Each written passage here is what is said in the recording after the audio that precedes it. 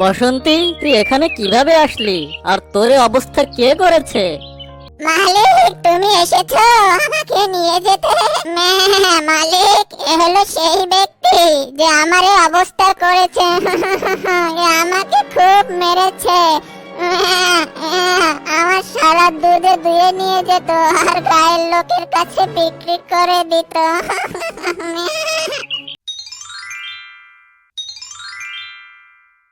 রতনপুর গ্রামে মানিক নামে এক ব্যক্তি থাকত। তার প্রধান কাজ ছিল কৃষিকাজ, কিন্তু পাশাপাশি সে কিছু ছাগলও পালন করত। মানিক যখন চাষের কাজে মাঠে যেত, তখন ছাগলগুলোকে গোয়ালে রেখে যেত। মানিক কাজ শেষে যখন বাড়ি ফিরত, তখন সে তার ছাগলদের বাইরে চড়াতে নিয়ে যেত। ছাগলরা সারাদিন গোয়ালে বন্ধ হয়ে থাকতো বলে তারা অনেক হাঁপিয়ে যেত। আর যখন তারা সন্ধ্যায় মাঠে ঘুরতে যেত, তখন তারা তো অনেক খুশি হতো। মানিক তার ছাগলগুলোর নাম রেখেছিল। সব ছাগল মানিককে অনেক পছন্দ করত। এই ছাগলগুলোর মধ্যে একটার নাম মানিক বসন্তী রেখেছিল। কিছুদিন পর বসন্তী আশ্চর্য ব্যবহার করতে লাগলো। মানিক বুঝতেই পারছিল না যে তার ছাগল কেন এমনটা করছে। সে বসন্তী বসন্তী বলে ডাকতে লাগলো, কিন্তু ছাগল কোনো সাড়াই দিচ্ছিল না। পরের দিন মানিক এক পশু ডাক্তারকে তার বাড়ি ডেকে আনলো। ডাক্তার এসে ছাগলকে ভালোভাবে পরীক্ষা করেন। মানিক তখন ডাক্তারকে জিজ্ঞেস করলো, ডাক্তার সাহেব, বসন্তীকে ভালোভাবে দেখুন। আমি বুঝতেই পারছি না হঠাৎ করে এর কি হলো। হ্যাঁ দেখেছি মানিক, বসন্তী মা হতে চলেছে। ও গর্ভবতী, আর এজন্যই সে এমন আচরণ করছে। মানিক এই কথা শুনে অনেক খুশি হলো। সে বসন্তীর খাবার দাবারের প্রতি আরো যত্নশীল হলো। অন্য সব দিনের মতো মানিক মাঠের কাজ শেষ করে বাড়ি ফিরল আর তার সব ছাগলকে বাইরে চড়াতে নিয়ে গেল। বসন্তী মনের সুখে ঘুরে ঘুরে ঘাস খেতে লাগলো, আর ঘাস খেতে খেতে সে তার মালিক থেকে একটু দূরে চলে গেল। মানিকের নজর বসন্তীর উপর পড়ল। আরে বসন্তী, কোথায় গেলে তুমি? অত দূরে যেও না, তাড়াতাড়ি এদিকে এসো। এই বলে মানিক তার অন্য ছাগলদের সামলাতে লাগলো। মানিক তার অন্য ছাগলগুলোর পিছু পিছু যাচ্ছিল, আর তখন হঠাৎ মুষলধারে বৃষ্টি হতে লাগলো। আরে আরে আচমকাই এই বৃষ্টি কিভাবে শুরু হলো? তাড়াতাড়ি বাড়ি পৌঁছাতে হবে। মানিক তখন তার অন্য ছাগলদের নিয়ে ঘরের পথে রওনা হলো। প্রচন্ড বৃষ্টির কারণে তার খেয়ালই ছিল না যে সে বসন্তীকে একলাই ওখানে ছেড়ে যাচ্ছে। মানিক তার অন্য ছাগলদের নিয়ে ঘরে পৌঁছে গেল, কিন্তু বসন্তী সেই মাঠে একলাই ছিল। বসন্তী কিছুই বুঝতে পারছিল না যে সে কোথায় যাবে কোথায় যাবে। আর তখন বৃষ্টি থেমে গেল। বসন্তী এদিক ওদিক ঘুরতে লাগলো। তখন সে পথ ভুল করে অন্য এক গায়ে পৌঁছে গেল। সে এক জঙ্গলের পাশে পৌঁছে গেল। সে জঙ্গল থেকে জঙ্গলি জানোয়ারের ভয়ঙ্কর সব শব্দ আসছিল। এমন আশ্চর্য শব্দ শুনে বসন্তী খুব ঘাবড়ে গেল। সে গর্ভবতী ছিল, তাই জোরে দৌড়াতেও পারছিল না। তখন সে জোরে জোরে কাঁদতে লাগলো। ছাগলের কান্নার শব্দ শুনে এক ব্যক্তি, যার নাম রামেশ ছিল, সে ওখানে এলো। ছাগলকে কাঁদতে দেখে সে বলল, আরে, এ ছাগল এখানে কি করছে? মনে হয় এ ছাগলের কোনো মালিক নেই, এজন্য সে এখানে দাঁড়িয়ে কাঁদছে। এটা ভালো হয় আমি একে আমার সাথে নিয়ে যাই। ভালো মূল্য পেলে আমি একে বিক্রি করে দেব। তাছাড়া একে দেখে মনে হচ্ছে এ গর্ভবতী, খুব ভালো হবে। আমি আর ছানাটা নিয়ে নেব আর একে বিক্রি করে দেব। বসন্তী লোকটাকে দেখে খুব ভয় পেল আর বলল, না না, আমাকে ছেড়ে দাও। আমি তোমার সাথে কোথাও যাব না। আমি আমার মালিকের কাছে যাব। আমাকে ছেড়ে দাও। চুপ কর, খুব এসেছে, মালিকের কাছে যাবে। আজ থেকে তো তুই আমার সাথেই থাকবি। চল আমার সাথে, আমি তো তোকে আমার সাথে নিয়েই যাব। বসন্তী তার এক কদমও আগে বাড়ালো না। রামেশ ছাগলের এই অবস্থা দেখে খুবই রেগে গেল আর জোর জবরদস্তি ছাগলকে তার বাড়ি নিয়ে গেল। অন্যদিকে মানিক যখন তার সব ছাগলকে নিয়ে ঘরে ফিরল, তখন সে খেয়ালই করেনি যে তার বসন্তী বাড়ি ফেরেনি। কিন্তু যখন সে তার ছাগলদের খাবার দেওয়ার জন্য আসলো, তখন সে খেয়াল করলো যে বসন্তী বাড়ি ফেরেনি। মানিক চারিদিকে বসন্তীকে খুঁজতে লাগলো। বসন্তী, কোথায় তুই? কোথায় চুপটি করে বসে আছিস? তুই বাইরে আয়, আমাকে আর পেরেশানিতে রাখিস না। মানিক ঘর থেকে বাইরে আসলো আর বসন্তীকে খুঁজতে লাগলো। খুঁজতে খুঁজতে হঠাৎ তার মনে পড়লো সে বসন্তীকে ওখানেই রেখে এসেছে যেখানে সে অন্য ছাগলদেরকে চড়াতে নিয়ে গিয়েছিল।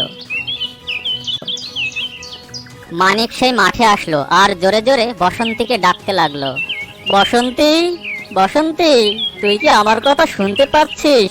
তুই কি এখানে আছিস? অনেকক্ষণ ধরে খুঁজে সে বসন্তীকে যখন পেল না তখন উদাস হয়ে সে ঘরে ফিরে আসলো। আমি বসন্তীর ঠিক মতো দেখাশোনা করতে পারিনি, ও আমাকে ছেড়ে কোথায় চলে গেল। রামেশ জবরদস্তি বসন্তীকে তার ঘরে নিয়ে আসলো আর তাকে খুঁটির সাথে বেঁধে রাখলো যাতে সে সেখান থেকে পালাতে না পারে।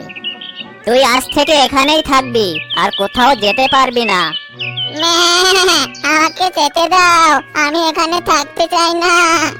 তুই গর্ভবতী বলে এখন পর্যন্ত আমি তোকে কিছুই বলিনি, আর তা না হলে আমি তোকে মেরে মেরে এমন অবস্থা করতাম যে তুই নিজেই নিজেকে চিনতে পারতিস না। রামেশ খুব নির্দয় ব্যক্তি ছিল, সে কারো উপর দয়া বা অনুগ্রহ করত না। গায়ের কিছু লোক দুধ কিনতো, তখন রামেশ ভাবলো কেননা আমি এই ছাগলের দুধ বের করে বিক্রি করি আর সেখান থেকে আমার যে টাকা আসবে তা আমি রেখে দেব। কিছুদিন পর এর তো ছানা হবে, তখন আমি একে বিক্রি করে দেব। কিন্তু রামেশের এই চক্রান্তের খবর বসন্তী জানতো না। সারাক্ষণ সে তার মালিকের কথাই ভাবছিল। রামেশ আশপাশ থেকে কিছু ঘাস কেটে আনলো আর বসন্তীর সামনে রেখে দিল আর বলল, এই নে ঘাস খা, তাড়াতাড়ি খা। আমি এসব খাবো না, আমি আমার মালিকের কাছে যাব, সেখানে গিয়ে আমি কিছু খেয়ে নেব। আর তা না হলে আমি ক্ষুধার্তই থাকবো। তুই এভাবে আমার কথা মানবি না, মনে হচ্ছে তোকে মারতেই হবে। রামেশ পাশে থাকা একটা লাঠি তুললো আর বসন্তীকে মারা শুরু করলো। বল, এবার ঘাস খাবি নাকি খাবি না? বল, খাবি নাকি খাবি না? বসন্তী তখন কাঁদতে লাগলো আর বলল, আমাকে মেরো না, আমি ঘাস খেয়ে নিচ্ছি। নে তাড়াতাড়ি ঘাস খেয়ে নে, আর তা না হলে আবার তোকে পেটানো শুরু করে দেব। বসন্তী আবার মারের কথা শুনে ভয় পেল আর তাড়াতাড়ি ঘাস খাওয়া শুরু করলো। রামেশ বসন্তীর সাথে খুব খারাপ আচরণ করছিল। রামেশ প্রতিদিন বসন্তীর দুধ দুয়ে নিত আর তা বাজারে বিক্রি করে দিত। বসন্তী খুব দুর্বল হয়ে পড়েছিল, তার আগত বাচ্চারও ঠিকমতো ভরণ পোষণ হচ্ছিল না। একদিন রামেশ বসন্তীর কাছে আসলো আর বলল, এই শোন, প্রতিদিন তোর জন্য ঘাস আনতে আনতে আমি বিরক্ত হয়ে গেছি। কিছুদিনের মধ্যে তোর বাচ্চা জন্ম নেবে, আমি ওকে তোর কাছ থেকে নিয়ে নেব আর তোকে বিক্রি করে দেব। এখন যেভাবে আছিস সেভাবেই থাক। কি, তুমি আমার কাছ থেকে আমার বাচ্চাকেও ছিনিয়ে নেবে? এমনটা করো না। বেশি বক বক করিস না, আমি তোকে কুড়িয়ে পেয়েছিলাম, তাই আমি তোর সাথে যা খুশি তাই করতে পারি। রতনপুর গায়ে একমাত্র মানিকই ছাগলের দুধ বিক্রি করত। আশেপাশে গায়েও সে তার ছাগলের দুধ পৌঁছে দিত, কিন্তু বেশ কয়েকদিন হলো তার কাছে আর কেউ দুধই নিতে আসছিল না। মানিকের সন্দেহ হলো আর সে বলল, হঠাৎ করে এমনটা কিভাবে হতে পারে? তখন সে জানতে পারলো অন্য একজন ব্যক্তি ছাগলের দুধ বিক্রি করা শুরু করেছে। মনে হচ্ছে এ কোনো নতুন ব্যক্তি, সে ছাগলের দুধ বিক্রি করে বেড়াচ্ছে। যাই, আমি তার সাথে একবার দেখা করে আসি। মানিক খুঁজতে খুঁজতে রামেশের বাড়ি পৌঁছে গেল। তখন মানিক দেখলো তার বসন্তী একটা খুঁটিতে বাঁধা অবস্থায় রয়েছে। বসন্তীর এই অবস্থা দেখে মানিক তাড়াতাড়ি বসন্তীর কাছে গেল। বসন্তী, তুই এখানে কিভাবে আসলি? আর তোর এই অবস্থা কে করেছে? মানিককে দেখে বসন্তীর চোখে মুখে খুশির ঝলক চমকালো। মালিক, তুমি এসেছো আমাকে নিয়ে যেতে? বসন্তী সব কথা মানিকের কাছে খুলে বলল। রামেশ শব্দ শুনে ঘর থেকে বাইরে আসলো। কে তুমি? আমি এই ছাগলের মালিক। তোমার এত সাহস কিভাবে হলো আমার বসন্তীকে এখানে আনার? এ তোমার কোনো বসন্তী টসন্তী না, এটা আমার ছাগল, আমি একে জঙ্গলে পেয়েছি।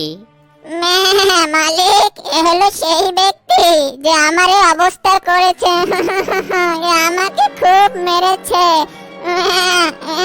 আমার সারা দুধে ধুয়ে নিয়ে যেত আর গায়ের লোকের কাছে বিক্রি করে দিত।